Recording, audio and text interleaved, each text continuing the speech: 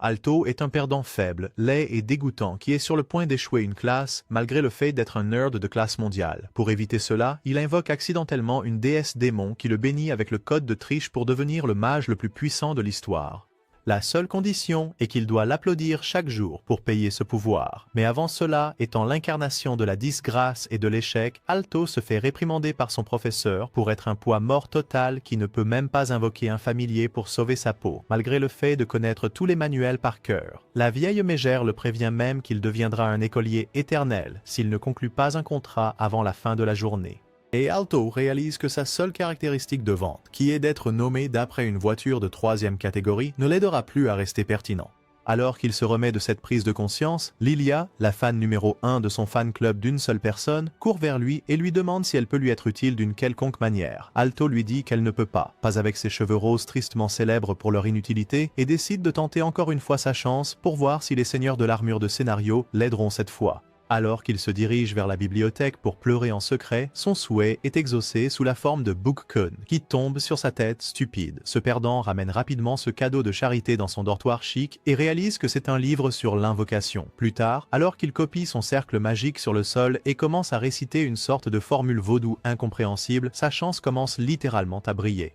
Et une diablesse cornue, sexy en diable, se tient devant lui avec ses atouts bien en vue. Elle lui pose la question importante, à savoir s'il est celui qu'il a invoqué ici. Mais cet homme de culture est trop stupéfait par la taille de ses énormes atouts pour dire quoi que ce soit. La reine du fanservice remarque cela et sourit avant de sauter sur lui et de se demander pourquoi il l'a appelé ici. Alors qu'elle propose de lui offrir ses services de call girl de premier ordre, Alto lui demande d'être son familier à la place.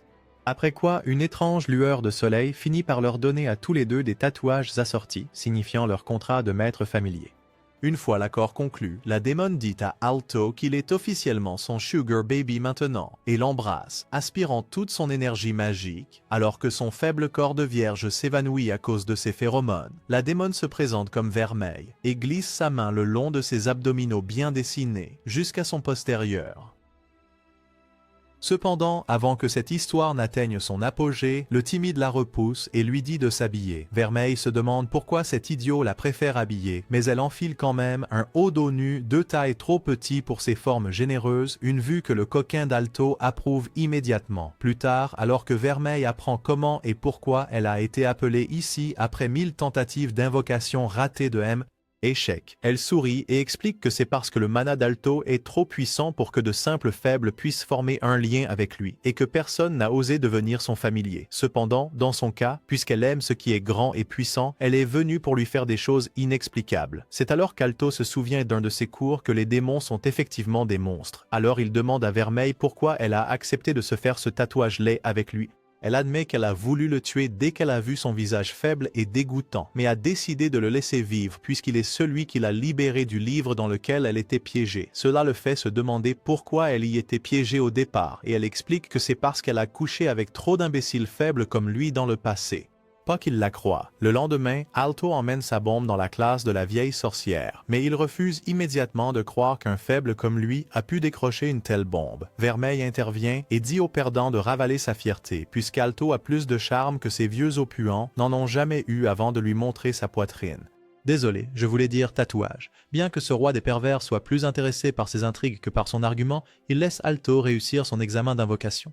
Cependant, avant que les deux ne puissent célébrer cet exploit historique, le vieil homme demande à Vermeille si elle est satisfaite d'Alto pour apprendre qu'elle l'est.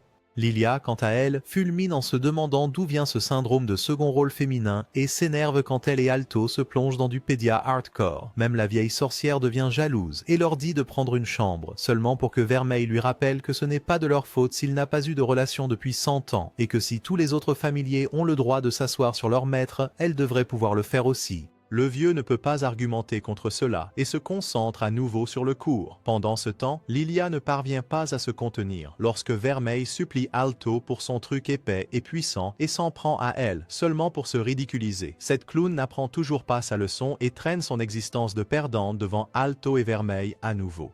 Après une autre tentative ratée d'interroger qui est vraiment la Dame Démon, elle sort sa cravate d'école et défie Alto en duel. Il s'avère que dans cette école de l'âge de pierre, celui qui gagne le duel peut demander au perdant de réaliser un de ses souhaits, ce qui dans ce cas serait qu'Alto rompe avec sa petite amie Démon. Bien qu'il commence à se dégonfler, étant le loser de classe mondiale qu'il est, Vermeil lui dit d'utiliser la bêtise de Lilia contre elle. En apprenant qu'elle devra faire quelque chose pour Alto si elle perd, Lilia commence à imaginer un scénario R18 dans sa tête et accepte. Plus tard, alors que leur duel commence à être diffusé en direct sur tout le campus, le clown rose invoque son familier tout aussi laid et commence une séance de bavardage sur la force et la puissance de cet extraterrestre venteux. Avec cela, elle invoque un ouragan géant et le lance vers Alto, qui commence immédiatement à paniquer. Cependant, Vermeil intervient et lui dit de se montrer courageux avant de prendre l'attaque de front presque comme si de rien n'était. Alors que la dame démoniaque montre ses véritables couleurs sadiques, Lilia réalise qu'elle est fichue. Avec cela, Vermeil donne vie à tous ses fantasmes d'adulte à la télévision nationale, tandis que Lilia émet des bruits suspects et finit par abandonner quand elle n'en peut plus. Alors qu'elle perd ce tour, la méchante démone lui rappelle qu'elle devra maintenant obéir aux ordres d'Alto.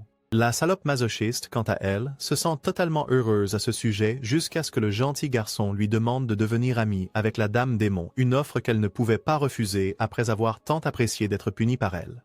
Cette nuit-là, la méchante victorieuse demande à Alto de la récompenser avec son mana juteux pour lui avoir fait gagner son tout premier duel, et il se retrouve bientôt coincé entre ses melons célestes. Alors qu'elle s'extasie sur son aura de perdant, Alto demande pourquoi elle a besoin de son mana en premier lieu, même si elle est censée être une reine démoniaque redoutable. Vermeil explique comment être enfermé dans un livre a drainé toute son énergie, qu'elle doit récupérer, et propose d'utiliser son aubergine pour l'aspirer de lui si embrasser est trop difficile pour ses lèvres vierges. Comme prévu, Alto la repousse immédiatement, rougissant de honte. Le lendemain, ce couple puissant se rend à l'école avec tous les regards fixés sur eux, ou plutôt sur les canons de Vermeil. Juste au moment où Alto lui demande de ne pas faire quelque chose d'extraordinaire, un dragon familier de haut niveau se précipite vers eux, seulement pour être envoyé valser par un simple coup de doigt de Vermeil.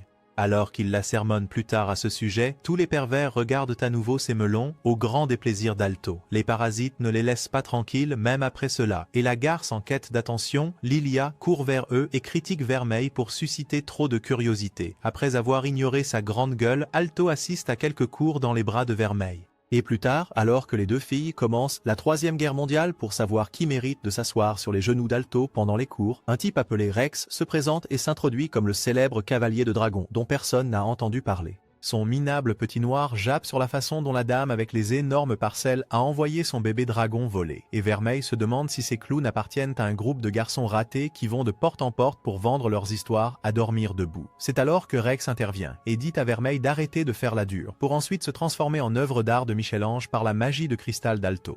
Juste au moment où Vermeil s'extasie après son spectacle de magie de haute classe, Rex se libère du château de cristal en utilisant son collier sophistiqué. Il invoque alors une version plus laide de Barney sous crack, qui fume même du feu et dit à Alto que c'est la seule chance qu'il offre à sa nana pour lui montrer à quel point elle est désolée. Il continue en mentionnant à quel point elle est bien foutue et sexy, exactement son type, et dit qu'il accepterait volontiers une séance d'applaudissements avec elle en échange d'excuses. C'est alors qu'Alto intervient et refuse, seulement pour que le fou lâche son dragon hideux sur lui. Juste au moment où le perdant pense qu'il va se transformer en viande hachée, Vermeil le serre dans ses bras par derrière et invoque un cercle magique avec l'énergie qu'elle lui a précédemment aspirée. Avec cet amplificateur de puissance, Alto crée une statue de cristal encore plus puissante qui dévore le Barney hideux. Plus tard, alors que Rex est promu au statut d'ultra perdant, il s'excuse d'avoir cherché des ennuis avec le mauvais gang et Lilia le traite d'idiot stupide pour avoir tenté sa chance contre le personnage principal. Plus tard, lorsque Alto et Vermeil rentrent chez eux, elle lui demande quels sont ses projets pour l'avenir et il révèle qu'il veut devenir le plus grand mage de tous les temps. Alors que Vermeil s'amuse de cela, il explique comment tous les sorciers du royaume sont divisés en apprentis insignifiants, carrés de bronze, carrés d'argent et enfin carrés d'or, en fonction de leur pourcentage de perdants. La reine de l'intrigue se demande s'il veut devenir un carré d'or, mais cet idiot arrogant révèle qu'il prévoit de les surpasser et de devenir un carré de platine pour gagner encore plus d'argent et de filles que les carrés d'or. Son arrogance la séduit et elle le récompense en laissant son visage laid sentir ses melons avant de promettre de l'aider à atteindre son objectif. Juste au moment où il se demande comment ça se fait, Vermeil commence à reprendre ses activités de call girl, expliquant qu'elle doit reconstituer toute sa mana pour qu'il puisse un jour se tenir dans le Hall of Fame. faisant crier le chanceux de surprise. Le lendemain matin, après que Lilia ait malmené une Vermeille très heureuse dans une tentative infructueuse de gâcher sa journée, un autre perdant apparaît, semblant être sous l'effet de quelque chose de suspect, et pratique la danse classique avec Alto tout en le félicitant d'avoir battu cet amateur de dinosaures d'avant. Plus tard, Alto explique que ce type moche est un riche héritier nommé Marx, qui, malgré son statut de népo, est un véritable faible. À ce moment-là, la vieille sorcière d'avant arrive et traîne les trois chez le directeur, y compris la servante de Marx. Le directeur, qui ressemble à une imitation de Dumbledore avec une carence de sommeil, révèle qu'il va les envoyer en mission test, après quoi il choisira l'un d'eux pour devenir le prochain délégué de classe. La quête commence dans une forêt louche où Marx se présente sans invitation, se demandant pourquoi quelqu'un d'aussi génial que lui n'a pas été invité alors que même sa chère servante Cheryl l'a été. Ce sosie de Rem lui rappelle que c'est parce qu'il échoue dans toutes ses classes, seulement pour que Marx parte de son côté et invoque son scarabée moche, affirmant qu'il sera imparable avec elle à ses côtés. Cependant, son adrénaline retombe prématurément lorsqu'il tombe dans un pichet de stéroïdes qui commence à le dévorer, tandis qu'il émet des bruits suspects comme s'il couchait pour la première fois. Cheryl lève les yeux au ciel en essayant de le libérer et abandonne. Avec Lilia et Alto étant les seuls restants, ils se dirigent vers la falaise où la fleur qu'ils sont censés voler est gardée par le célèbre chien à trois têtes, presque comme si une pierre philosophale se trouvait juste dans la zone. À ce moment-là, Lilia sort sa carte maîtresse, la potion d'invisibilité qu'elle a créée pour espionner Alto dans sa chambre, et décide de l'utiliser ici. Il lui rappelle comment ses chiens vont flairer ses conneries de loin grâce à son parfum bon marché de magasin à $1, mais elle souligne que les chiens ont la grippe et dit qu'elle va en profiter. Dès qu'elle boit la potion, tout sauf ses vêtements disparaît immédiatement, après quoi elle commence à se déshabiller, ce qu'elle fait étonnamment bien grâce à son probable petit boulot. Une fois sa culotte envolée, elle se dirige vers le champ de bataille, pour se sentir immédiatement gênée d'être vue par Alto et sa nouvelle copine bien plus sexy. D'un autre côté, Vermeille rappelle à Alto qu'il doit encore gagner la course au lieu d'attendre de voir les pêches nues de Lilia. Son grand cerveau se demande comment il peut y parvenir et demande à Vermeille de lui prêter le pouvoir qu'elle lui a donné auparavant. En entendant cela, elle le pousse immédiatement au sol et lui montre un aperçu du paradis avant de lui rappeler comment fonctionne leur système de pouvoir de premier ordre. Alors qu'elle l'embrasse, Lilia se retrouve près de la seule tête de chien qui n'est pas malade et, comme prévu, elle renifle ses conneries. Dès que les trois la bousculent avec leurs grosses combinaisons grondantes, Alto les transforme en feu d'artifice avec son dernier tour de passe-passe, mais les gros survivent. Alors qu'il le charge à pleine puissance, il dit à la bande stupide de Lilia d'arrêter de lui faire perdre son temps et de prendre la fleur. Alors que la stupide garce monte la colline, Alto invoque un cercle magique et arrose les chiens avec ses confettis de cristal. Cela ne les égratigne même pas, alors Vermeille prend le relais et invoque un crâne de chèvre qui projette un rayon laser sur les soi-disant vilets. Avec eux hors jeu, Lilia attrape la fleur et, étant la fille qui veut se faire remarquer qu'elle est, la porte à Alto dans l'espoir qu'il l'applaudisse. Cependant, sa potion d'invisibilité s'épuise soudainement, et alors qu'elle essaie de couvrir ses canons, la fleur s'envole. Cheryl la découvre dans la forêt et devient plus tard la déléguée de classe. Pendant ce temps, Lilia jure qu'elle fera en sorte qu'Alto couche avec elle la prochaine fois, tandis que Vermeille sourit en le regardant s'amuser. Le lendemain, alors que Vermeille savoure une crêpe et découvre qu'elle a un faible pour les sucreries, Alto boude et souhaite qu'elle le mange à la place. Lorsqu'elle mentionne qu'elle n'avait jamais de sucreries à son époque, il réalise qu'il en sait très peu sur son passé. Cependant, lorsqu'il essaie de jouer le petit ami curieux, un spectacle de puissance de dragon dirigé par une prétendue garçon manqué appelée Chris attire son attention. Plus tard, Vermeille propose de partager sa crêpe avec lui et le timide s'agite à l'idée de partager un baiser indirect avec la femme avec qui il couche.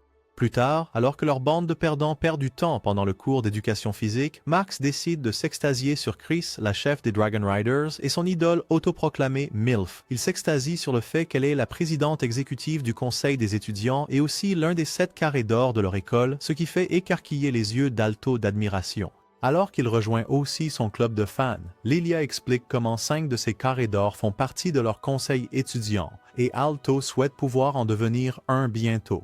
Vermeille essaie de réconforter son existence chétive avec sa chaleur et ses melons juteux, mais la jalousie de Lilia la repousse et lui fait la leçon sur l'éthique publique, comme si elle n'était pas sortie dans les bois toute nue il y a quelques jours.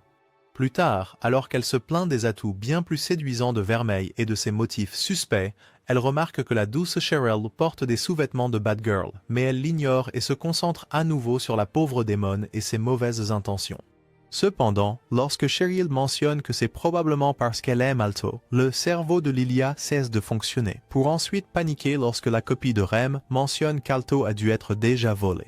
Pendant ce temps, Vermeil envahit le vestiaire des garçons et admire les muscles inexistants d'Alto pour être ensuite battu par une Lilia jalouse, qui lui dit de ne plus jamais regarder Alto tout en admettant qu'elle vendrait son âme à Satan pour jeter un œil à ses beaux fessiers, traumatisant le pauvre garçon. Alors qu'ils marchent ensuite dans le couloir, le club Kardashian de l'école s'avance vers eux avec arrogance. Et tandis qu'Alto admire leur costume cool d'Halloween, Chris lance un regard noir à Vermeil, se demandant comment quelqu'un de plus séduisant qu'elle a pu entrer dans leur école. Plus tard, alors qu'Alto continue de flatter le conseil des élèves même sous la douche, Vermeil entre dans l'eau et le pousse contre le mur, lui disant qu'elle va lui faire oublier tout ça et l'amener au sommet de la grandeur. Pendant ce temps, il rougit en sentant ses doux coussins se presser contre lui. Pendant ce temps, Rex reçoit un coup de pied volant de Chris en guise de cadeau de retour pour s'être fait botter le derrière par un inconnu faible, malgré son acolyte qui essaie de lui expliquer que cet inconnu faible avait une méchante comme familier et n'était pas aussi doux qu'elle le pense. Chris n'y croit pas et donne un coup de pied à l'ex-roi du riz à la tête, puis lui demande de lécher la tache de sang sur sa botte de friperie, ce qui le pousse à quitter son petit gang de criminels en herbe. Cela ne plaît pas à la garce sadique et elle lui donne un autre coup de pied tout en fantasmant sur le fait de tabasser Alto très bientôt. Le lendemain, ce faible se retrouve dans un lit d'hôpital où Alto & se présente pour remuer le couteau dans la plaie, seulement pour que le Rizzler fasse le dur et blâme une querelle amoureuse pour cela. Son subalterne râle que c'est l'œuvre de la garce en chef de l'école et en se basant sur règles, Alto décide de lui donner une leçon. Cela le mène à un podium chic où Chris se tient dans toute sa gloire de seconde main, affirmant qu'elle va lui remettre les idées en place, maintenant qu'il la défie en duel. Avec cela, elle invoque son jouet sophistiqué, un dragon métallique. En réponse, Alto attrape Vermeil et les deux retirent son unique derrière avec un baiser sincère. Il crée ensuite quelques-uns de ces cristaux inutiles que Chris élimine avec ses pistolets à doigts. Vermeil le protège d'elle alors qu'elle malmène Chris pour être une idiote vengeresse, mais elle prétend que ce n'est pas une vengeance, juste une punition de troisième ordre et lance à nouveau ses boules de feu sur le pauvre gars, seulement pour que sa sugar mommy le protège encore une fois. Alors que Chris est surprise de voir une fille à peine vêtue résister à son attaque puissante, Alto décide enfin de jouer les héros et il inonde la grande gueule de Chris avec une série de cristaux plus grands et meilleurs qu'elle survit en se cachant derrière son grand méchant dragon. Une fois qu'elle vole au-dessus d'eux, elle les bombarde de ses boules de feu et accorde à Alto une dernière chance de se mettre à genoux et de demander pardon. Alto, quant à lui, s'en tient aux règles et utilise son discours pour lui demander pourquoi elle méprise les autres si facilement. Elle explique que c'est parce qu'elle vole sur le dos d'un dragon que tout ce qui existe en dessous d'elle n'est que des insectes ou des rats, des conneries capitalistes typiques d'une fille riche. Elle continue de les bombarder tout en jacassant sur à quel point elle est cool et sexy. Vermeil, quant à elle, affirme qu'elle va la faire taire une fois pour toutes et prête à Alto tout son chakra pour l'aider à pousser une tige de cristal plus dure et plus longue sur la petite arrogante, la faisant se demander comment ces deux-là ont encore autant d'énergie. Alors qu'elle leur répond avec un rayon laser et un sourire psychotique, l'affrontement se transforme en fumée que Vermeil et Alto utilisent à leur avantage pour lui porter une attaque surprise. Alors qu'elle se remet encore du choc de les voir soudainement en plein air, Alto utilise son dernier cristal et son sac plein de charme pour l'assommer, un exploit historique que tout le monde à l'école célèbre. Plus tard, alors qu'Alto parvient à devenir une célébrité locale de bas niveau, Cheryl retient une Lilia très en colère de commettre 100 violations des droits de l'homme. Juste à ce moment-là, un Dilf s'approche d'Alto et lui dit de choisir ses batailles judicieusement à l'avenir. Ce type hautain est le professeur obsidian de l'école, un aimant à filles ambulant qui plus tard tapote la tête d'Alto pour lui souhaiter bonne chance. Alors qu'il part avec toutes ses filles collantes, Alto demande à Lilia s'il est aussi son type, pour à peine survivre à sa prochaine tentative de commettre des violations des droits de l'homme. Pendant ce temps, alors que Chris est rétrogradé au niveau de concierge de l'école, Rex le charmeur s'approche d'elle et se demande pourquoi elle fait ses tâches subalternes. Elle s'excuse auprès de lui d'avoir été une garce, ce qui ne fait que l'exciter, et il lui prend le balai en mentionnant qu'ils peuvent enfin se taper maintenant qu'ils sont au bas de l'échelle capitaliste. Cette nuit-là, Vermeil s'approche furtivement d'Alto dans son lit et lui vole un baiser, seulement pour qu'il lui fasse ensuite la leçon sur la morale et la vie privée. La Dame Démon insiste sur le fait que cela ne s'applique qu'aux humains et exige qu'il la rembourse pour l'avoir aidé à vaincre Chris, seulement pour qu'il joue sa dernière carte contre elle. Il insiste sur le fait qu'on ne devrait embrasser que quelqu'un qu'on aime, mais Vermeil affirme qu'elle l'aime déjà trop, et il n'arrive pas à la retenir lorsqu'elle lui saute dessus à nouveau pour une séance d'entraînement classée R. Le lendemain à l'école, il ne peut s'empêcher de se rappeler sa déclaration d'amour, ce qui le rend pratiquement non fonctionnel. Pour se ressaisir, il s'approche du gourou de l'amour, M. Obsidian, en demandant « Se demander si un démon peut tomber amoureux d'un humain ».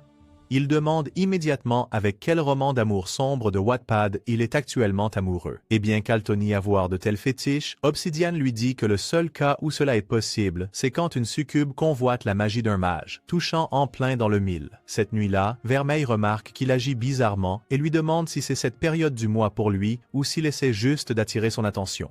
Il s'emporte soudainement et demande si elle reste avec lui uniquement parce qu'elle est après son mana. En entendant cela, la belle sourit et l'embrasse, lui donnant un avant-goût de ses intrigues brûlantes et explique qu'elle draine son mana seulement parce qu'elle en a besoin pour survivre. Quand il fait encore la tête comme une diva, elle l'embrasse sans drainer son mana, le laissant stupéfait et mentionne que puisque l'on ne devrait embrasser que par amour, il devrait essayer sur elle aussi. Cependant, le lâche recule devant cette chance unique de claquer des fesses de démon et refuse. Pourquoi es-tu gay? Qui dit que je suis gay? Tu es gay. Pendant ce temps, alors qu'une fille laide mais innocente entre dans le bureau d'Obsidian, il lui demande de faire quelque chose de très important pour lui, quelque chose qu'elle seule peut faire. Après avoir entendu cela, elle se jette dans ses bras avec une déclaration d'amour cliché. Étonnamment, ce type louche utilise son charme à son avantage et la serre dans ses bras, prétendant qu'il l'aime en retour, seulement pour montrer ses crocs et lui injecter plus tard une drogue suspecte. Cette nuit-là, elle est découverte dans le coma et gelée dans sa chambre, une rumeur qui atteint instantanément le vice-président du conseil des élèves, Ryuga, qui calcule qu'elle est la 3e victime d'un complot en cours dans l'école. Le membre du comité, Jessica, qui gère le fan club du président comme passe-temps, mentionne à quel point il a été difficile de la récupérer de la pièce couverte de glace, et le grand cerveau de Ryuga déduit qu'une mage d'argent, comme la victime, n'aurait pas eu assez de magie pour le faire elle-même. Il croit qu'il y a un maître du jeu cliché derrière toute cette affaire et veut la mettre de côté pour le moment. Cependant, Jessica mentionne à quel point leur cher président est bouleversé à cause de cela et le menace de résoudre ce mystère de thriller criminel en priorité. La nuit, Alto travaille sur son prochain projet de classe, qui lui demande d'écrire un rapport sur son familier, pour lequel il mesure la hauteur imposante de Vermeil tout en déplorant le manque de centimètres dans sa maigre existence. Bien que la démone insiste sur le fait qu'il a suffisamment de ces centimètres là où cela compte vraiment, il réfléchit toujours à son manque de chance dans le domaine de la séduction. Juste au moment où il se détourne de sa séance d'autodénigrement, il trouve Vermeil en train de se déshabiller encore une fois, et elle explique qu'elle fait cela pour qu'il puisse mesurer ses tailles parfaitement. Juste au moment où elle bénit ses mains avec une sensation de ses doux melons, il s'avère que Lilia, avec son familier et Cheryl, joue à James Bond contre Vermeil pour qu'elle ne puisse pas exploiter son cher Alto. Cependant, lorsqu'elle entend parler de leur fête d'intimité maître familier en cours, elle se transforme en Super Saiyan et sort sa potion d'invisibilité et la clé de rechange de la chambre d'Alto pour les prendre sur le fait. Alors que Cheryl se demande pourquoi elle n'est pas encore dans une cellule de prison pour harceleur en série, elle enlève aussi ses vêtements et sort. D'un autre côté, Alto manque de centimètres lorsqu'il essaie de mesurer la taille des canons de Vermeil et lui dit rapidement de s'habiller quand son cœur de mauviette ne peut pas gérer son aura de fille super sexy. Juste au moment où la pro-stalker Lilia arrive dans la chambre d'Alto, il demande à Vermeil de se débarrasser de ses cornes pour qu'il puisse mesurer la circonférence de sa tête, gardant heureusement son identité secrète. Alors que la fan folle se tient devant la mini-bibliothèque d'Alto, il appuie sur ses points sensibles en attrapant un livre juste derrière elle, l'envoyant essentiellement au paradis. Tandis qu'elle se remet de la vague de plaisir, Alto écrit « sucre » dans la section des goûts de Vermeil et sort faire des courses. Amusée par la question piège, la Dame Démon ajoute le nom d'Alto juste à côté avant de le suivre dehors. Pendant ce temps, un Rex fou sous l'emprise d'un Genjutsu botte le cul arrogant de Chris, puis massacre son précieux dragon surpuissant. Alors que son histoire tragique se dévoile, il s'avère que Barney le dragon laid est en fait sorti d'un énorme œuf que Mama Rex a couvé lui-même. Dans son parcours de maternité, il a gagné de manière inattendue l'attention du bébé Nepo, Chris, et les deux sont devenus amis. Pendant ce temps, lors de sa virée shopping à petit budget, alors qu'Alto cherche des choux bon marché en solde, Vermeil lorgne les sucreries coûteuses d'une boulangerie qu'Alto réalise qu'il ne peut pas se permettre pour le moment. Cependant, lorsqu'il la repousse, elle se recroqueville en boule de pitié et fait une crise enfantine, le forçant à accepter son caprice infondé. Juste à ce moment-là, elle le bénit avec le goût de ses melons, suivi d'un baiser savoureux, tandis que tout le monde dans la rue profite de ce service gratuit pour les fans. Alors qu'un alto embarrassé la repousse, expliquant pourquoi il devrait ne faire ça seulement à huis clos, son imbécile comprend mal et l'embrasse à nouveau, drainant son mana cette fois comme une totale maniaque. À ce moment-là, leur séance d'amour est gâchée lorsque l'acolyte de Rex se montre suppliant leur aide presque comme s'ils organisaient une fête de la pitié pour les perdants dans le besoin. D'un autre côté, un Rex complètement drogué efface le sourire arrogant de Chris de son visage hideux et la compare à un rat d'égout. Cette garce a du mal à gérer la situation et essaie de le griller, mais en vain car son nouveau look ignifuge survit à cela aussi et le rend encore plus laid comme si c'était encore possible. Cet ex-roi du charme devenu désastre finit ensuite Chris avec un coup de poing à la Rocky et plus tard avec une série de coups de pied qui ruinent totalement sa beauté et la font pleurer. Cependant, ses larmes ne parviennent pas à éveiller son bon côté et il devient encore plus fou alors qu'Alto traîne son faible derrière jusqu'à sa tanière et se met en colère au nom de Chris. Voir son ex-petit ami dans les bras dégoûtants d'Alto donne à Rex un autre coup de boost et il invoque un dragon rocheux pour lui donner une leçon. Alors que le couple puissant se prépare à le doubler aussi, leur confrontation imminente est interrompue par la présidente du conseil des étudiants, Elena, qui utilise son épée tape à l'œil et suspecte pour abattre son dragon en une seule attaque rapide. Cette version féminine de Gojo Satoru dit à Chris, complètement battue, à quel point elle devrait avoir honte après avoir perdu contre un si misérable faible. Alto canalise son défenseur des droits de l'homme intérieur pour s'opposer à cette intimidation à la limite, mais avant qu'ils ne portent leurs fruits, Rex se relève, seulement pour s'effondrer sur son visage laid. Chris se précipite immédiatement à ses côtés, tandis que Vermeil sent quelque chose de louche dans toute la situation.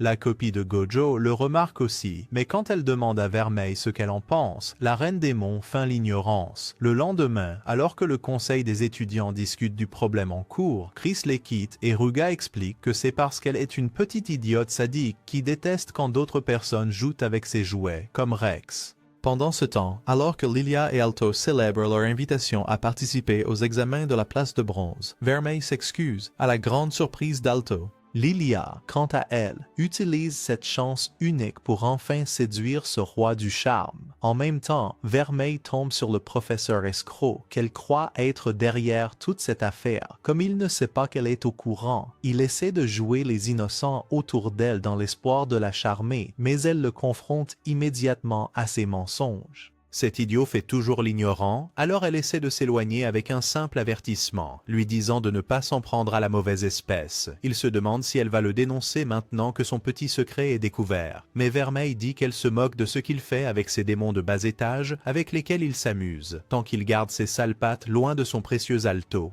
C'est alors qu'Obsidian réalise enfin ce que le fétichisme d'Alto pour l'amour entre démons et humains signifiait vraiment et comprend que Vermeil est la vraie affaire, le véritable démon.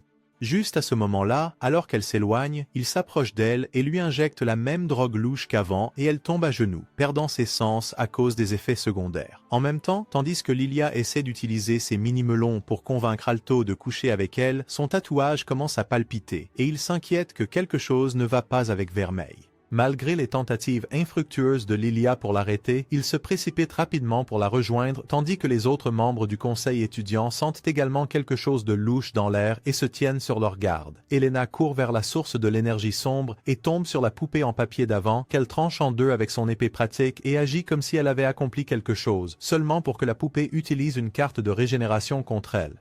Bientôt, la poupée de papier commence à se répliquer et se transforme en une entité géante sans visage qui jure de ne pas laisser Elena franchir sa barrière. D'autre part, Vermeil entre dans son mode surpuissant et laid et sème le chaos sur tout ce qui existe. Alors qu'elle commence à perdre le peu de raison qui lui reste, Obsidian lui met une laisse autour du cou dans l'espoir d'un jeu de rôle SM plus tard, seulement pour qu'Alto arrive et le bloque. Juste au moment où il fixe le vrai visage de Vermeil, il réalise qu'il s'est fait avoir et se tourne vers le roi de la romance, Obsidian, se demandant ce qu'il fait ici avec elle. Cependant, en voyant la laisse dans les mains tordues du savant fou, il comprend qu'il est derrière tout ça, et Alto subit la deuxième pire trahison de sa vie, la première étant le visage de Vermeil sans maquillage. Le connard explique comment il a utilisé ses étudiants comme cobayes pour tester son nouveau vaccin, qui fonctionne même sur les démons, et révèle le plein potentiel de leur pouvoir, au point qu'ils peuvent rarement le contrôler. Le crétin d'Alto refuse toujours de l'admettre, alors le savant fou lui donne la dure vérité qu'il a été le cerveau derrière toute cette affaire depuis le début.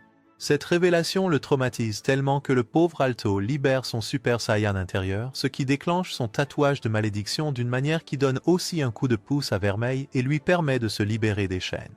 Sous l'effet de la drogue zombie, elle fonce sur Obsidian pour lui faire goûter sa propre médecine. Mais Alto joue le rôle de son bouclier et se transforme en beignet. Alors qu'il se vide de son sang juste devant sa petite amie poisson-chat, Vermeil se retrouve coincé dans un abîme profond et sombre, où soudain une porte de lumière s'ouvre et l'existence laide d'Alto apparaît devant elle, la tirant de là. Alors qu'elle réalise ce qu'elle a fait à Alto, Vermeil active son Mangekyou Sharingan et obtient même une nouvelle teinture de cheveux évoluant en un zombie encore plus vicieux. Alors qu'elle charge à nouveau contre Monsieur Trouillard, Alto la retient et utilise son Talk no Jutsu pour lui faire retrouver ses esprits. Juste au moment où la couleur normale de ses yeux commence à revenir, il lui demande de supprimer l'historique de son navigateur et meurt dans ses bras.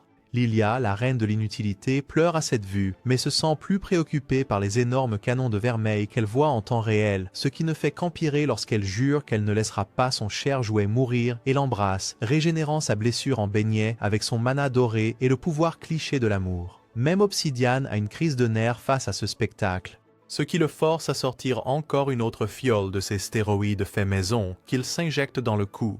Alors que cela le transforme en une version extraterrestre musclée de l'incroyable Hulk, Obsidian jacasse sur la façon dont il a créé ce chef-d'œuvre, en utilisant des démons de bas niveau, qu'il utilisera pour déchiqueter Vermeil et compagnie. Alors qu'il transforme son bras musclé en marteau-piqueur amplificateur de puissance, la Dame Démon canalise son Saitama intérieur et le frappe d'un coup de poing dans l'oubli, supprimant la moitié de son existence. C'est alors qu'il réalise à quel point il est fichu et tente de s'échapper par le ciel pour se transformer en feu d'artifice du 4 juillet grâce à Chris et son arc de rédemption.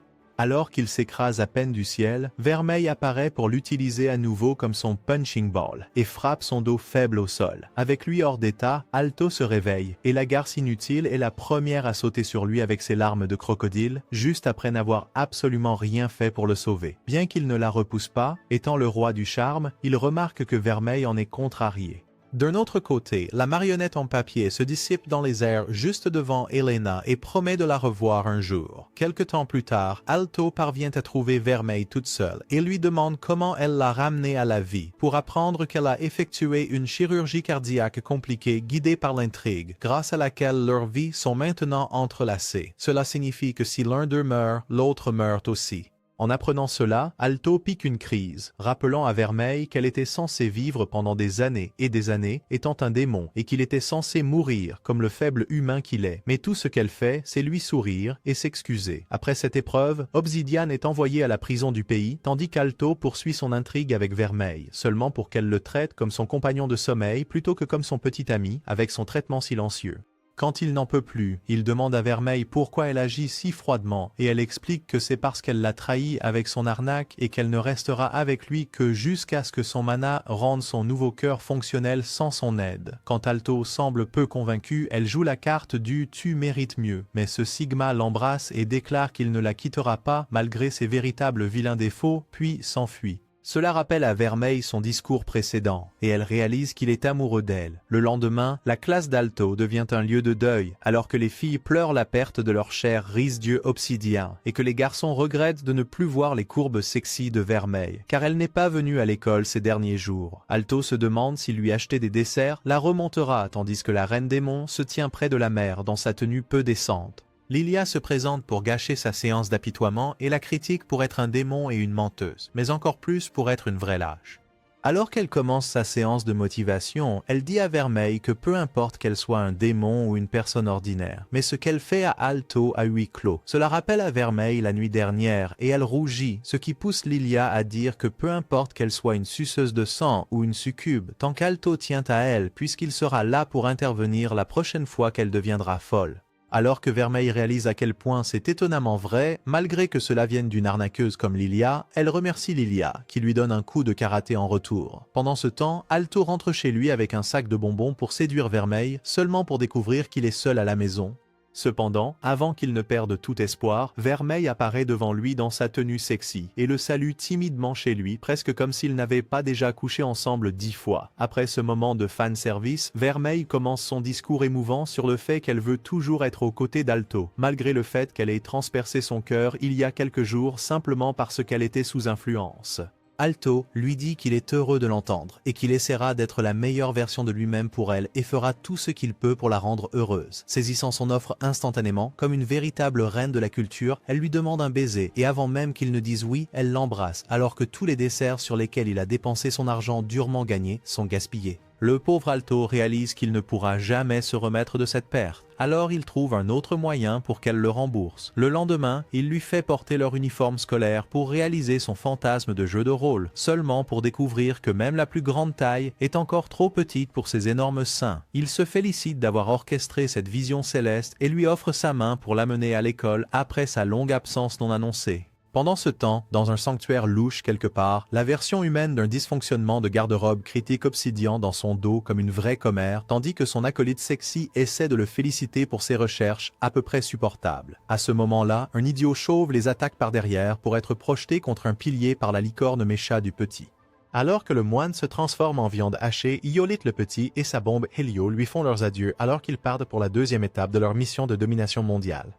D'un autre côté, les garçons de l'école d'Alto font de lui leur nouveau dieu après qu'il ait béni leurs yeux maudits avec la vue de Vermeil dans son uniforme scolaire au-dessus de ses atouts généreux et juteux. Pendant que les autres s'occupent à louer le bon Dieu pour ce paradis sur Terre, un nerd rappelle à Alto que les examens de bronze approchent bientôt.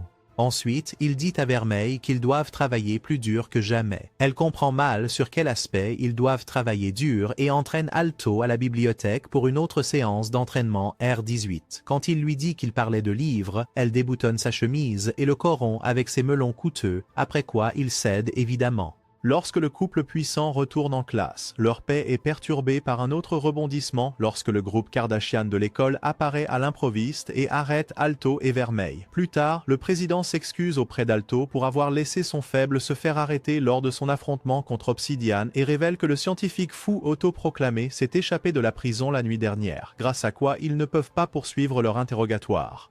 Elle parle aussi du grand pantin en papier contre lequel elle s'est battue et a été battue, et demande à Alto s'il peut partager toutes les infos qu'il a sur Obsidian et son shake protéiné suspect. C'est alors qu'il soupire de soulagement et réalise qu'il s'inquiétait pour rien, seulement pour que la garce sadique renverse la situation instantanément et entoure Alto et Vermeil de lames, se demandant si l'un des deux cache quelque chose. Frustré, Vermeil écrase l'une des lames fragiles de Ruva et montre sa force musculaire, seulement pour que le Gigashad explique comment il décapitera son cher maître avant qu'elle n'atteigne la lame suivante. Avec rien d'autre que l'armure scénaristique dans leur arsenal, Alto dénonce Vermeil pour sauver sa peau et admet qu'elle est un démon.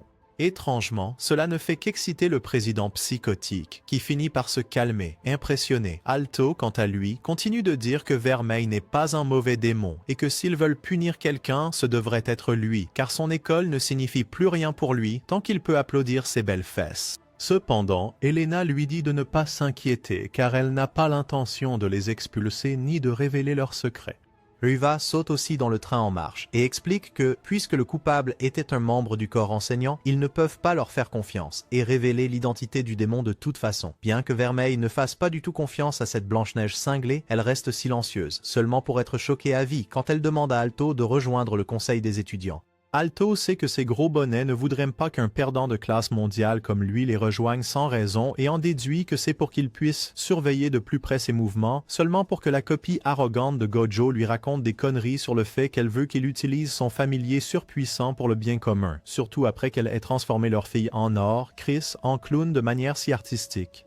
Quand il raconte cela à son club de fans plus tard, Lilia n'en croit pas ses yeux, tandis que Cheryl déclare qu'ils doivent sauver la face après qu'Alto ait botté le cul de Chris. Max, quant à lui, pratique le ballet avec le garçon perdant pour célébrer cet exploit historique. En voyant cela, Lilia réalise qu'elle agit comme une garce jalouse et elle le félicite, affirmant qu'elle lui arrachera cette charité lors du prochain examen de bronze bientôt. Plus tard, alors qu'Alto rentre chez lui avec sa belle, elle lui dit que peu importe que sa véritable identité soit révélée, mais elle soupçonne que la présidente du conseil ne doit pas être un humain normal car elle ne passe pas son test de vibe.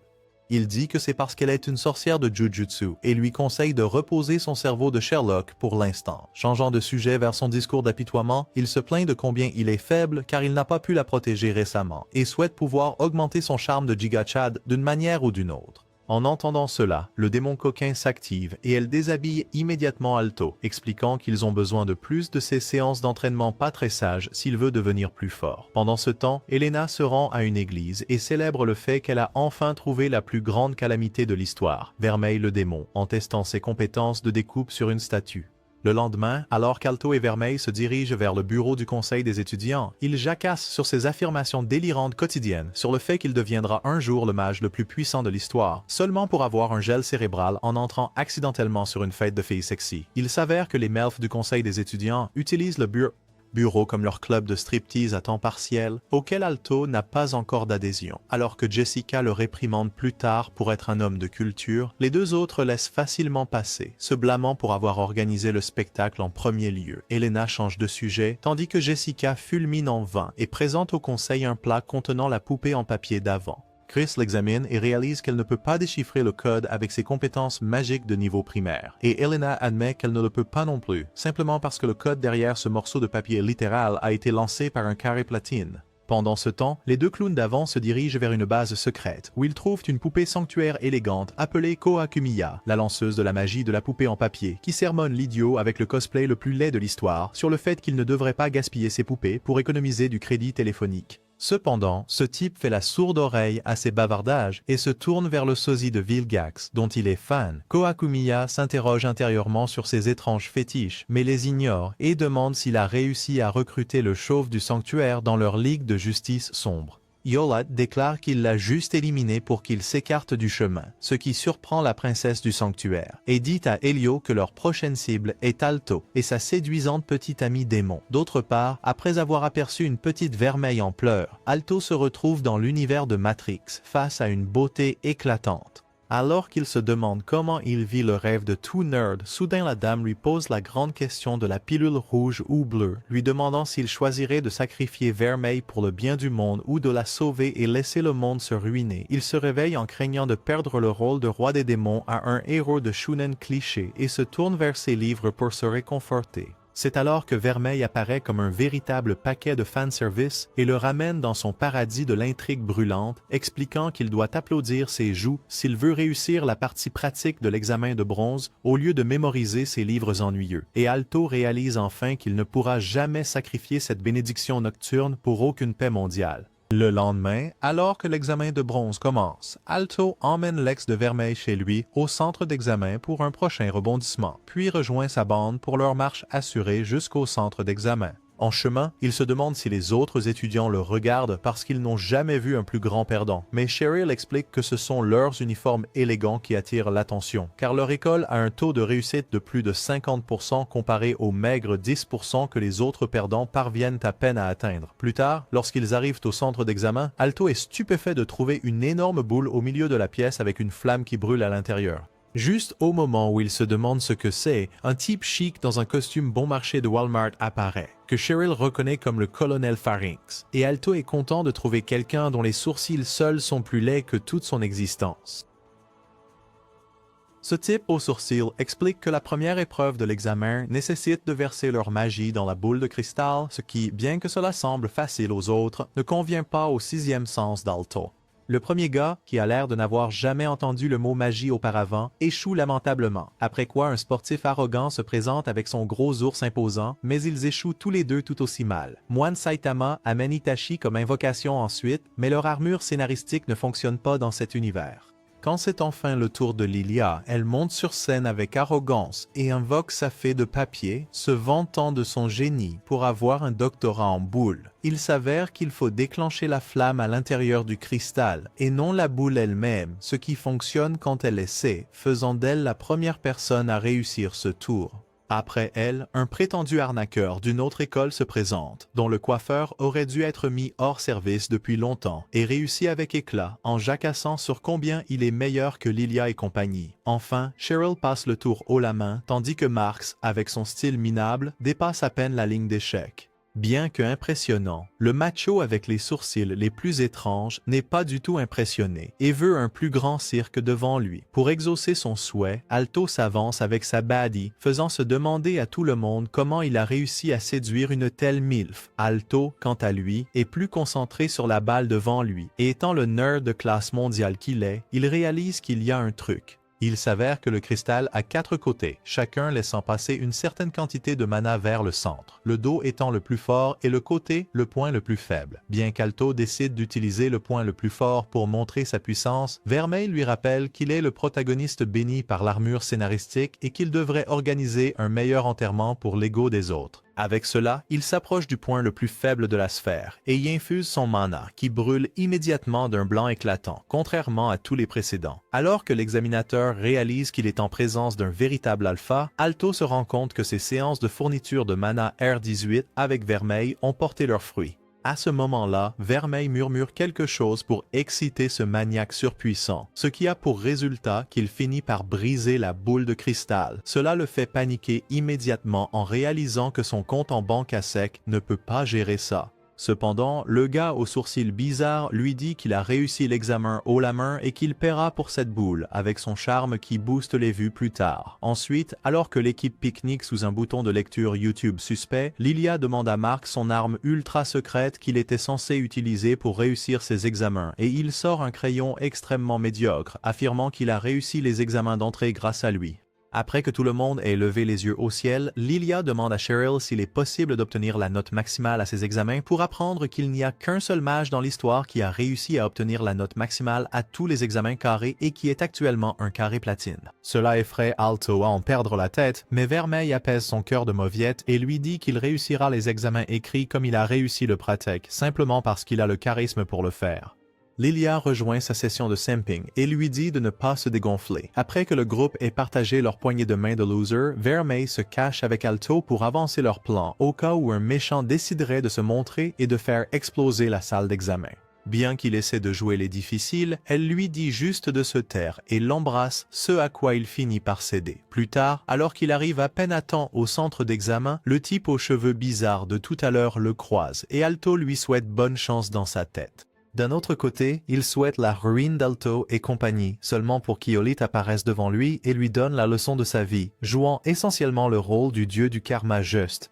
Il vole ensuite sa carte d'admission et s'enfuit. D'autre part, Elena et Jessica partent pour une excursion de fanservice sous la douche et parlent de la romance douteuse mais excitante entre Vermeil et Alto. De retour au centre d'examen, le garçon perdant se précipite dans la salle d'examen après avoir dit à la démon sexy d'aller perdre le temps de quelqu'un d'autre et trouve enfin sa place. Juste à ce moment-là, Hippolyte vient s'installer à côté de lui, ce qui fait se demander à Alto d'où il tire ses vêtements laids pour devenir une telle abomination de mode. Pendant ce temps, Vermeil prend un bain de soleil sur le site du pique-nique lorsqu'une paire d'hommes en noir passe, parlant de la difficulté des examens pratiques et théoriques cette fois-ci. Cependant, cette fille fière croit que son petit ami ira bien après s'être rappelé à quel point il est un mordu de livres. D'un autre côté, tandis qu'Alto s'obsède trop sur l'examen, Hippolyte fait sa sieste de beauté, le faisant se demander s'il a subi des dommages cérébraux dans son enfance. Alors qu'il se reconcentre sur sa feuille d'examen pour les prochaines minutes, Hippolyte se réveille enfin, ce qui fait qu'Alto le plaint de ne pas avoir assez de temps pour résoudre l'examen. Cependant, ce dysfonctionnement vestimentaire lui prouve immédiatement le contraire en résolvant l'intégralité du questionnaire en quelques minutes. Après avoir terminé son propre examen, il tourne son attention vers Alto et le taquine pour être un intello et expliquer toutes ses réponses sans qu'on le lui demande. Juste à ce moment-là, un garde se précipite dans la salle d'examen et informe le surveillant à propos du type à la coupe de cheveux bizarre qui est mort, et Hippolyte dit à Alto qu'aucun d'eux ne finira son examen aujourd'hui. À ce moment-là, le sol explose et le transformateur de l'âge de pierre d'Hippolyte apparaît, ce qui pousse Alto à se demander qui il est. Le méchant explique qu'il est le méchant, au cas où il ne l'aurait pas remarqué, et révèle qu'il connaît la véritable identité de Vermeil. Cependant, avant qu'Alto ne puisse lui montrer une réaction, le surveillant de l'examen commence à jacasser sur combien il est cool et puissant pour se rappeler qu'il n'est qu'un personnage secondaire inutile. Juste au moment où Yolite décide de faire une poupée Barbie de son corps à moitié mort, Pharynx réduit son transformateur en poussière et sauve la demoiselle en détresse. Peu de temps après, Vermeil fait irruption par la fenêtre avec un troisième canon de l'intrigue qu'elle tire dans sa direction, mais Yolite l'encaisse facilement avec un sourire psychotique sur le visage. Le type aux sourcils le présente alors comme le plus jeune carré de platine de l'histoire, et la jalousie d'Alto atteint son plein potentiel. Il réalise aussi que c'est ce type qui n'a jamais eu une seule question fausse à ses examens, et Pharynx se demande pourquoi un gars de son statut s'amuse avec des enfants. Yolite rougit en entendant tant de compliments et invoque une plante étrange à partir d'un bourgeon qui se transforme en un bâton d'aloe vera, donnant à son transformateur 2 longs canons. Pendant ce temps, le club des fans d'Alto essaie de pénétrer dans la salle d'examen en utilisant leur voix forte et fausse et le pouvoir cliché de l'amitié. Quand le dialogue ne fonctionne pas, Lilia passe devant les gardes et Marx et Cheryl la suivent, seulement pour revenir s'embrasser à nouveau, réalisant qu'une magie de haut niveau a transformé la salle d'examen en jeu de Pac-Man. Pendant ce temps, Elio les plaint de loin en tant que lanceur de ce sort. À l'intérieur de la salle d'examen, Vermeil, Pharynx et Alto se ruent tous sur le pauvre chargé Yolite pour être dévoré en moins d'1 minute. Alors qu'il continue sa symphonie de coups de pied, les autres mordent la poussière un après l'autre jusqu'à ce que Vermeil se retrouve dans les griffes de son sbire de l'âge de pierre et qu'Alto ne dispose de rien d'autre que de son privilège de protagoniste. Alors qu'il invoque les seigneurs de l'armure scénaristique avec une copie bon marché du mode Super Saiyan, ses cristaux parviennent à détruire le transformateur et à libérer Vermeil, tandis que sa grande gueule continue de jacasser sur le fait qu'il ne laissera pas le design de personnage inférieur d'Yolite lui voler la vedette. Juste au moment où Yolite rit de son arrogance comme un psychopathe, Alto invoque le pouvoir de crier et se précipite sur lui pour se transformer en cible humaine en quelques secondes. Vermeil s'inquiète pour sa sécurité mais ne fait rien pour l'aider, tandis que l'obsession d'Alto pour la fille le pousse à demander à Yolite ce qu'il fera d'elle. Comme tous les méchants clichés, il explique qu'il utilisera son pouvoir pour détruire le monde, ce qui motive Alto avec le pouvoir de l'amour. Alors qu'il écrase le dard sophistiqué d'Yolite à main nue, le mauvais garçon réalise qu'il doit améliorer la qualité de son acier et met Alto hors jeu avec un coup de catch. Je criquais. Cela déclenche finalement le démon intérieur de Vermeil et elle se précipite vers Yolite avec ses griffes en avant pour devenir la propriété privée du fanboy. Alors que ses chaînes la mettent en résidence surveillée, elle s'évanouit pour de bon, faisant croire au mauvais garçon qu'il a accompli sa mission. Cependant, Alto intervient à nouveau avec son aura d'ultra perdant et lui dit qu'il est le seul à pouvoir la conquérir, pas un monstre comme lui. Yolite lui dit d'arrêter de l'embêter et essaie de l'achever avec son attaque de rayon laser, mais le livre d'invocation dans le sac d'Alto sert de plus grand coup de chance de l'histoire et le sauve. Le livre s'ouvre alors pour accueillir une autre déesse séduisante dans l'histoire, qui se présente comme le commencement de toute magie. Le mauvais garçon se demande pourquoi elle sort du livre sans y être invitée tout d'un coup et elle explique que c'est parce qu'elle a scellé une partie d'elle-même dans ce livre lorsqu'elle y a scellé la Dame Démon. En entendant cela, le tempérament d'Alto atteint son point d'ébullition et il la traite de vilaine pour apprendre plus tard que Vermeil a demandé à être scellée, étant l'idiote auto-sabotante qu'elle est. Elle explique que la raison derrière cela est son syndrome de stress post-traumatique et demande à Alto s'il l'acceptera une fois qu'il connaîtra son passé en tant que reine du carnage. Pendant que cette étrange sainte continue son spectacle de télé-réalité, Yolite se tient dans un coin comme un vrai troisième roue et décide qu'il en a assez. Dès qu'il décide enfin de cuisiner ses perdants, la sainte téléporte Alto et Vermeil ailleurs. Quelques instants plus tard, Alto se retrouve en plein ciel, presque comme s'il était sur le point d'enseigner au monde la douleur, et réalise qu'il est actuellement dans les souvenirs de Vermeil lors d'une quête d'invasion de la vie privée. La sainte lui dit que s'il échoue à la sauver de son traumatisme, son esprit sera piégé ici pour toujours, et Alto réalise qu'il est fichu. L'histoire tragique de la fille démon commence par une enfance saine et paisible qui a débuté dans un orphelinat sous la garde d'une nonne trop bonne pour ce monde et de sa famille adoptive. En tant que sœur aînée, Miel préparait leurs repas de pauvreté avec tout ce qu'elle trouvait de presque périmé, Vermeil les engloutissait comme un clochard affamé et plus tard louait ses compétences culinaires de niveau école primaire. Alors qu'Alto observe cette histoire triste de loin, la sainte sexy lui dit que c'était la meilleure période de la vie de Vermeil, malgré sa grande pauvreté. Au fur et à mesure que l'histoire progressait, Vermeil découvrit qu'elle était un démon grâce à ses cornes, et se demanda si cela signifiait qu'elle était maléfique. La nonne lui dit que c'est juste quelque chose que les autres se racontent pour se sentir bien dans leur triste existence, tandis qu'elle cachait ses cornes avec une coiffure à la mode. Il s'avère qu'à l'époque, les démons étaient considérés comme des entités sataniques et maléfiques que tout le monde craignait, sauf la mère adoptive de Vermeil. Finalement, la coiffure tendance de Vermeil ne pouvait plus cacher ses cornes, et elle est devenue la cible de brimades par des imbéciles opposés à l'idée de démocratie. Voir cela met aussi en colère le pauvre Alto, mais la sainte lui dit de se calmer car le rebondissement de l'histoire n'est pas encore arrivé. Alors que Vermeil a à peine survécu à l'agression limite, Miel s'est précipitée à son secours, seulement pour être surprise en découvrant ses cornes. Craignant qu'elle ne la déteste aussi, la pauvre fille s'est excusée à plusieurs reprises de lui avoir caché son secret, mais Miel n'a pas bronché. Cependant, juste au moment où Alto pense qu'elle va entrer dans son air de méchante, elle serre Vermeil dans ses bras et lui dit qu'elle la protégera quoi qu'il arrive. Cependant, les autres imbéciles de cette ville n'étaient pas aussi humains qu'elle et dès que la nouvelle s'est répandue, ils ont transformé l'église en leur spectacle, jetant des pierres sur le lieu saint et exigeant que le démon soit brûlé vif.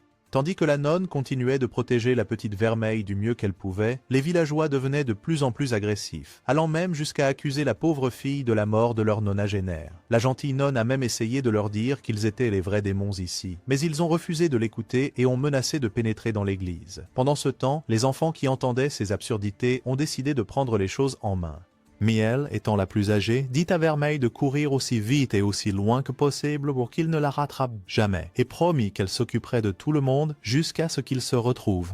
Après un adieu émouvant et les larmes aux yeux, Vermeil s'enfuit, mais n'était qu'à mi-chemin de la ville lorsqu'elle surprit un groupe de perdants complotant pour torturer ceux de l'église afin d'apprendre où se trouvait Vermeil. Bien qu'ils aient également parlé des choses odieuses qu'il lui ferait une fois qu'il l'aurait trouvé, Vermeil craignait davantage ce qu'il ferait à sa famille, et décida de revenir et de se rendre. Cependant, cet arc héroïque sacrificiel ne s'est pas bien déroulé car ce qui l'attendait chez elle, c'étaient les cadavres de sa famille pendus aux arbres. Alors qu'elle traversait le plus grand traumatisme de sa vie et commençait à pleurer, ces humains laids et répugnants ont pris leur fourche et se sont dirigés vers elle en chantant qu'ils allaient la tuer. En entendant cela, le démon intérieur de Vermeil s'est déchaîné, et alors qu'elle perdait tout contrôle, ces démons ont finalement reçu leur juste châtiment infernal sur terre et ont été grillés jusqu'à devenir cendres. Cependant, lorsqu'elle reprit ses esprits, Vermeil découvrit qu'elle avait mis le feu à tout le pays et l'avait anéanti, ce dont elle se sentait profondément désolée. Alors qu'elle implorait le pardon des restes, la sainte dit à Alto que c'était le tournant dans la vie de Vermeil et le début de son arc de méchante. Jusqu'à 200 ans après cela, elle continua d'être connue comme la reine du carnage, ce qui amène la sainte à se demander s'il l'accepterait encore après avoir appris cela. Alto, quant à lui, en tant que fervent croyant au karma et président du club des fans de Vermeil, descend sur terre et la serre dans ses bras, lui disant qu'elle a fait à ces imbéciles ce qu'ils méritaient absolument. Soudain, le bébé Vermeil se transforme en sa version actuelle séduisante et pleure en disant à Alto qu'elle ne pourra jamais se repentir de ses péchés et ne pourra jamais être aimée par qui que ce soit. Il lui dit que ce n'est pas vrai et que lui et sa famille de cœur l'aimaient et l'aiment toujours et que même si le monde entier se retournait contre elle, elle le trouverait à ses côtés. Ensuite, les deux s'embrassent pour la 100e fois, ce qui les téléporte à l'époque actuelle, et Alto lui avoue enfin son amour. En entendant sa confession, Vermeil l'embrasse en retour, et leur pouvoir d'amour cliché la libère des chaînes surpuissantes qu'Hippolyte avait mises autour de son cou. En voyant cela, il soupire et réalise que leur armure scénaristique ne peut rivaliser avec sa certification Platinum Square et combine son Transformer de l'âge de pierre avec son chevalier d'acier pour créer un centaure amélioré de niveau boss. Cependant, même avec cela, il sait qu'il est fichu et se tourne vers son Talk no Jutsu pour obtenir de l'aide.